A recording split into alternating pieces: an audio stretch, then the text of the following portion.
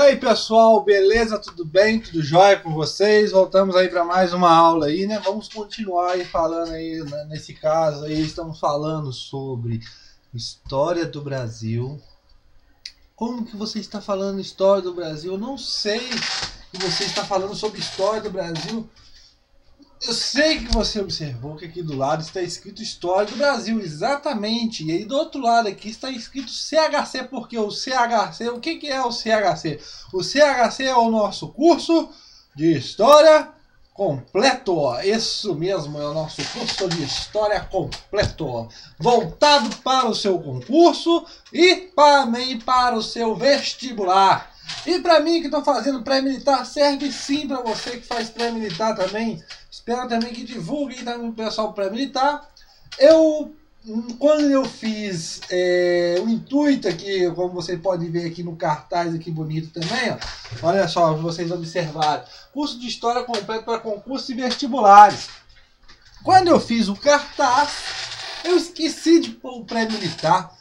Ô professor, então você esqueceu de mim que sou do pré-militar? Não, não esqueci, porque também eu tô falando aqui agora que serve também para o pré-militar. Beleza, pessoal? Tudo bem? Então vamos continuar aí com o nosso curso de História. Acabei de comer uma pizza aqui muito boa, show de bola. Tô com a barriguinha cheia, então nós temos muita energia para passar aqui para vocês aqui todas essas informações necessárias para a sua prova.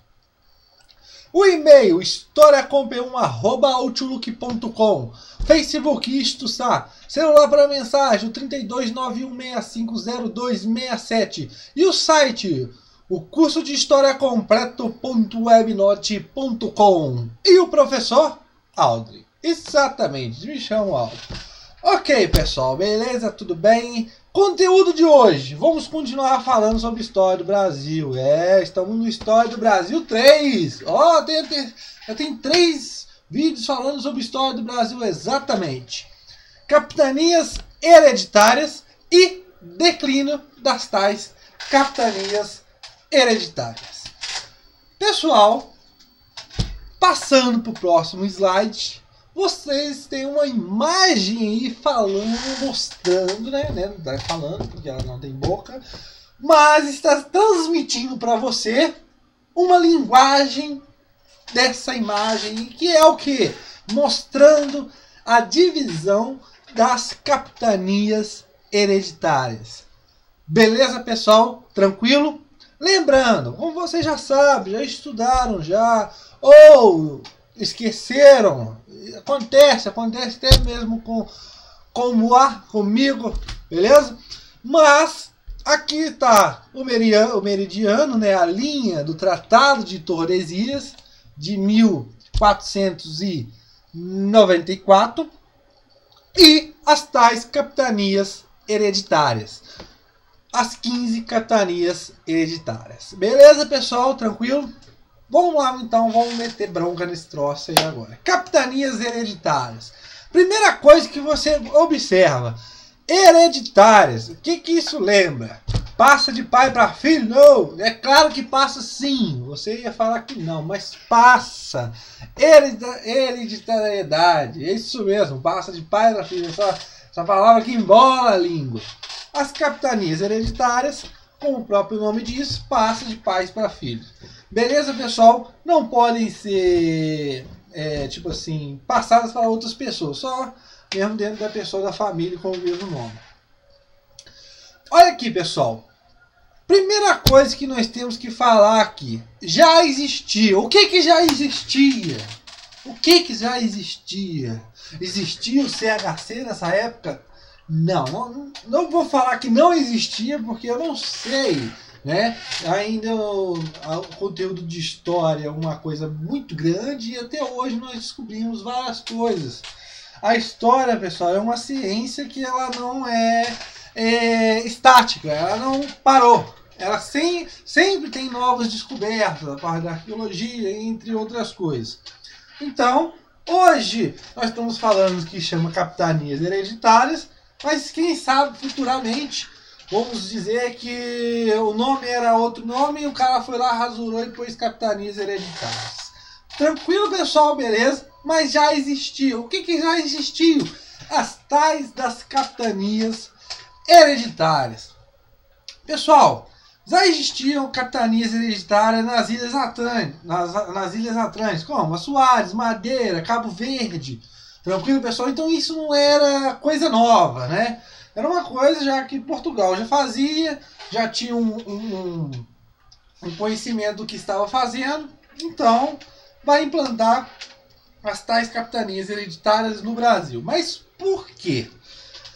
Voltando à nossa última aula, começo da colonização, a nova etapa, quando Portugal começa de fato a olhar com outros olhos o Brasil.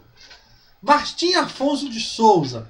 Vem Martim Afonso de Souza com sua expedição e tudo mais, com o intuito de colonizar, com o intuito de povoar, com o intuito de defender, com o intuito de promover uma nova forma de produção, né? E entre outras coisas. Só que, infelizmente, Martim Afonso ele vem com poucas pessoas, né?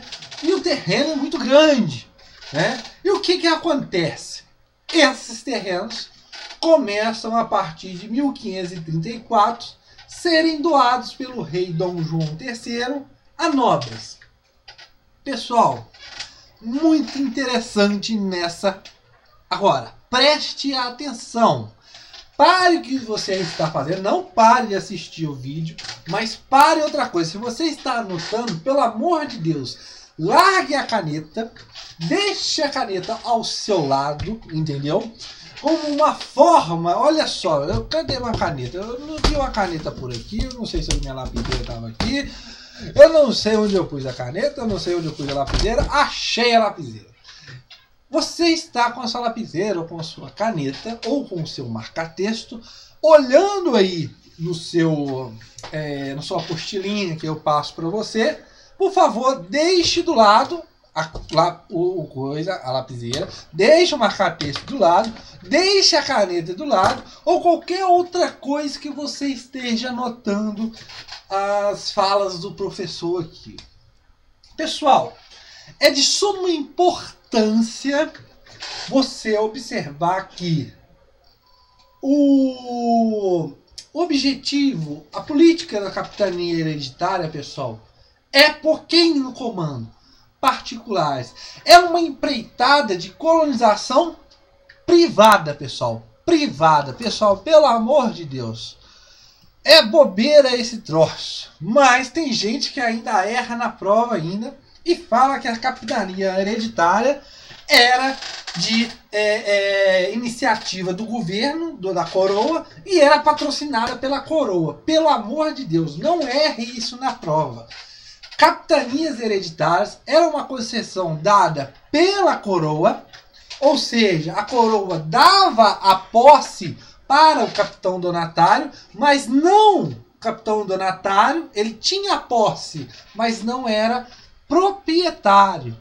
Tranquilo, pessoal? Beleza? Quem era proprietário das terras era a coroa. O capitão donatário, ele tinha posse de fazer tudo à mercê dele. Ele que punha as contas em risco. Então, a empreitada das capitanias hereditárias é uma empreitada privada. Beleza, pessoal? Tranquilo? Beleza? Tudo bem? Tudo jóia? Então vamos continuar. Pode voltar agora com a sua lapiseira ou dê um pause aí no seu vídeo para você anotar essa observação. Necessidade de colonizar. Ok, pessoal, vamos lá então. Necessidade de colonizar. Como já falamos, Martim Afonso, quando vem, ele vem com intuito, ele não vem aqui à toa. Ah, eu vou lá para lá, eu vou lá ver como que o Brasil está. Não, ele vem com intuito, de colonizar, de povoar. Mas por quê? Por causa das ameaças, pessoal. A ameaça, como eu já falei para vocês, principalmente aqui dos franceses, através da pirataria, dos corsários, até dos ingleses e tudo mais. Mas essa ameaça de perder o território. Por quê? Era um território, era um litoral muito grande, né? E era difícil de se patrulhar através, como já falamos, das expedições guarda-costas. E o que acontece? A coroa, vendo esse perigo de perder ela manda Martim Afonso para dar uma nova etapa, a colonização. Beleza, pessoal? E com isso ele traz outras coisas, como a cana-de-açúcar. Beleza, nós já falamos sobre isso. Mas um outro motivo de se instalar as capitanias hereditárias, pessoal, como eu já falei no último vídeo, o comércio com as Índias, pessoal, estava começando a cair. E nesse momento, a coroa tinha que tirar lucros de outro lugar, tinha que começar a fazer outra coisa, empreender um novo modelo, uma nova empreitada, entendeu? Investir em alguma coisa para não perder seu status. Então, o declínio do comércio com as Índias vai também gerar em muito a criação das capitanias hereditárias, mas principalmente também o caso de o caso de guardar, o caso de proteger o imenso território. Beleza? Tranquilo, pessoal? O que vai acontecer nesse caso? Em 1534, Martim Afonso de Souza, nesse caso está até em Portugal, quando em 1534, Dom João III, rei, concede as primeiras cartas de doações aos capitães donatários. Como você viu no mapinha aqui atrás, foi dividida em 15 quiões, né, em 15 lotes. Essas linhas paralelas ao Equador, que ia do litoral até o meridiano de Tordesilhas, né? A linha de Tordesilhas. Aí vocês perguntam, nossa, uma capitania era menor que a outra, uma era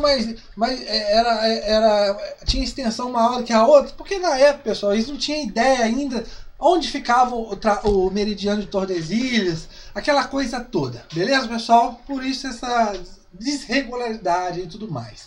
Então foi dividido em 15 lotes grandes, quiões, que foi dada ao tais dos capitães donatários. Como que acontecia essa doação, pessoal? Acontecia de duas formas. Primeira coisa, era uma relação entre o donatário e o rei. E segunda forma, a relação entre o donatário e seus moradores, ou seja, os seus colonos, pessoas que vieram junto com ele para colonizar. Tranquilo, pessoal? Para se estabelecer aqui no que nós chamamos hoje de Brasil. Beleza, pessoal? Nós não estamos falando dos Estados Unidos, estamos falando do Brasil, ok? Beleza. Carta de doação. Então tinha a tal da carta de doação que passava a posse da terra, gente. Pelo amor de Deus.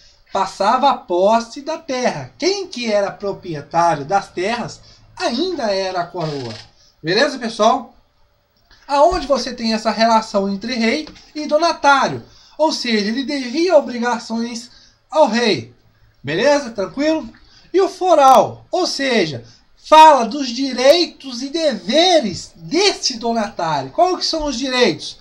Aplicar a justiça, distribuir as sesmarias, dividir as sesmarias entre os próprios colonos, e esses próprios colonos poderiam dividir sesmarias com outros colonos, criar povoados, no caso aqui dos deveres, defender as terras, e entre outras coisas, como também cobrar impostos. Pessoal, lembrando, podia cobrar impostos os capitães donatários, só que parte, claro, era reservado para a coroa. Tranquilo? Beleza? Tudo bem? Beleza? Então, o caso do foral, você tem a relação entre donatário e moradores. Ou seja, fundar povoados e tudo mais. Ou seja, temos que preencher aquele território para que fique melhor defender, fique melhor supervisionar, ter uma melhor produtividade, porque tinha grandes problemas, pessoal. Eram novas terras, não sabia se a produção de cana ia dar certo, tinha ainda a ameaça dos índios, tinha dos piratas, de corsares, principalmente dos franceses, e entre outras coisas. Beleza? Pessoal, esse aqui é até interessante. E é importante também você saber. Nós temos 14 minutos de aula, tá bem? Olha só. As capitanias hereditárias, elas foram doadas para a pequena nobreza. Quem que é essa pequena nobreza? É aquelas pessoas que foram vitoriosas na expansão ultramarina, eram mais chegados também ao rei, mas por que não foi dado para a grande nobreza, né? A alta nobreza? Porque essa grande nobreza, essa alta nobreza, ainda estava com os seus recursos, seus fundos voltados ainda para as Índias. Mesmo no declínio, eles estavam ainda com o comércio com as Índias. Então, pegou essa pequena nobreza. Vamos contar agora o declínio das capitanias hereditárias. Interessante. Donatários possuidores. Tirar do próprio bolso. O que quer dizer com isso? Donatários possuidores e tirar do próprio bolso. Como eu já falei para vocês, e é interessante. As capitanias hereditárias é uma empreitada privada, uma empreitada particular. A coroa não queria fazer uma empreitada pondo a sua conta em risco, sendo que ela mal sabia se o negócio ia dar certo. Então, os donatários, como já falei, eles eram possuidores. Quem era o proprietário era a coroa. Beleza? Portugal. Tirar do próprio bolso. De muita importância esse troço. Por quê? Se eu falei para você que é uma empreitada privada, as capitanias hereditárias, logo que os recursos que são financiados, os recursos que são usados dentro da própria capitania, por exemplo, São Vicente, Espírito Santo, Pernambuco e tudo mais, os recursos que são usados são dos próprios donatários. Ou seja, esses próprios donatários podiam cobrar impostos para quê? Para ajudar eles a investir. Pessoal, interessante aqui, de curiosidade, a título de curiosidade, foram muito poucos donatários que se alojaram aqui. Tranquilo, pessoal? Mas essa coisa de você tirar do seu próprio bolso para investir, e principalmente, você não sabe se o negócio vai dar certo. Você tem que criar engenhos, tem que plantar cana, tem que ter mão de obra, você tem que tomar conta dos índios que estão revoltados. Os franceses, mais doidos ainda, incentivam os índios a atacar os portugueses. Tá aquela escassez, tudo que troço todo correndo contra o donatário, o cara metendo dinheiro, o negócio não tá indo para frente. O que você observa? Várias capitanias vão falir, vários donatários vão ficar pobres. Outros, por exemplo, o caso de um donatário que ele foi atacado por índios e ele foi alvo de canibalismo, né? Outro caso que o capitão donatário do Espírito Santo, ele ficou tão endividado, que é o caso do Vasco Ferreira Coutinho, e ele ficou pobre, não tinha mais dinheiro para investir mais no troço. Tranquilo? Eles tinham que tirar do próprio bolso. Beleza? Aí nós temos o que? As falências das capitanias, os ataques de índios e entre outras coisas. Pessoal, duas capitanias se sobrevieram sobre as outras. Acabei de sublinhá-las aí. A capitania de São Vicente e a capitania de Pernambuco. Professor, por que essas duas capitanias prosperaram? Interessante, pessoal. Olha que está entre parênteses. Habilidades. Os donatários dessas capitanias, eles tiveram uma habilidade, eles tiveram uma mobilidade de contornar esse caos todo, principalmente com os índios, tranquilo, fazendo acordos entre outras coisas, mas também tiveram mobilidade, habilidade de controlar os próprios colonos. O que você quer dizer com isso, professor? Sim, isso mesmo que você acabou de pensar aí agora. Os próprios colonos tinham vezes que revoltavam contra os donatários. Temos casos de colonos tomarem do poder o donatário, né? E mandar ele para o santo ofício, porque falaram que o cara estava adorando demônio e tudo mais. Então os próprios colonos também revoltavam contra os donatários. Olha só, mais um ponto para a falência e o declínio das capitanias. Nesse caso, São Vicente e Pernambuco, ela conseguiu mediar, ela foi uma balança, ela conseguiu levar o troço na maciota. Tranquilo, pessoal? Beleza? Tudo bem? A fragilidade para colonizar por particulares: Maranhão e Amazônia. Olha só, pessoal. Como eu falei para vocês, as capitanias hereditárias é uma empreitada privada, né? E o que acontece nesse caso? Vai ficar falido o cara, porque o cara tem que desembolsar do bolso, né? E tudo mais, tirar do seu bolso o dinheiro. E ainda mais, o negócio não estava protegendo em nada. Por quê? Em Maranhão, você vai acontecer que os franceses vão invadir o Maranhão.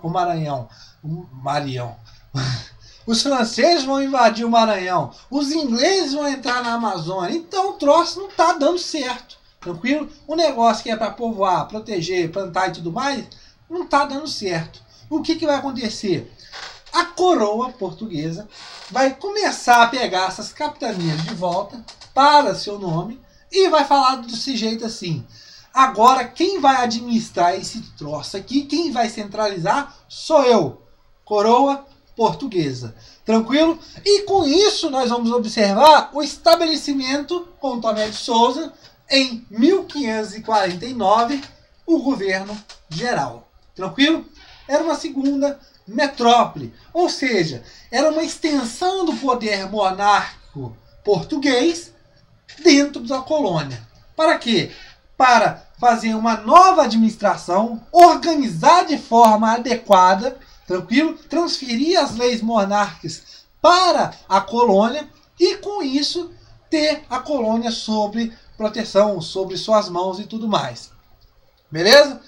Aí nós já falamos, a criação, crise nas Índias, vai ser um motivo para estabelecer o governo geral para tomar de vez, para ficar de vez nas mãos dos portugueses, para acabar com esse troço do medo de perder. Contraste com os espanhóis, pessoal. Interessantíssimo aqui, não lembro agora, se não me falha a memória, em 1545 ou 44, agora não me lembro agora, desculpe, mas o pessoal começa a tirar ouro em Potosí. E a Espanha está lucrando com isso. E o que vai acontecer? O rei quer saber onde tem ouro. Ele quer explorar as terras que ele tem. E o governo geral será uma forma também dele conseguir explorar melhor ainda esse novo território. Então, pessoal, chegamos aí mais um fim da nossa aula. História do Brasil 3. Partiremos agora para a história do Brasil 4, porque depois do 3 vem o 4, e falaremos sobre o governo geral.